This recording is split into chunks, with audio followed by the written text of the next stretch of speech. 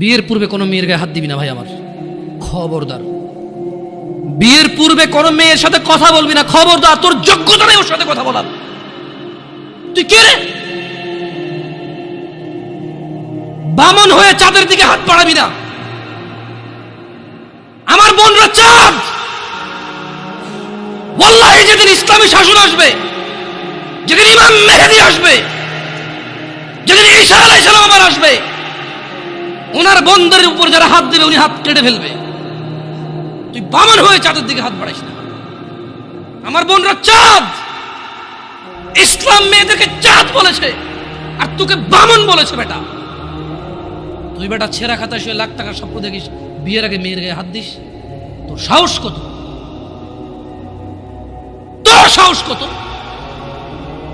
তুই জানিস না মুহাম্মদ সাল্লাল্লাহু আলাইহি সাল্লাম বলছে নেক স্ত্রী দুনিয়াতে যা আছে ওর চেয়ে বেশি উত্তম।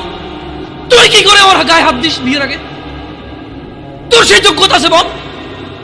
তোকে আল্লাহ জাহান্নামে ফেলবে, তোকে আল্লাহ জ্বলন্ত আগুনে নিক্ষিপ্ত করবে, তোর শরীর পচবে, তোর শরীরের গন্ধে জাহান্নামীরা থাকতে পারবে না। তোকে আল্লাহ এত নিকৃষ্ট শাস্তি দেবে কেন? কারণ তুই এত বড় জঘন্য কাজে লিপ্ত হয়েছিস।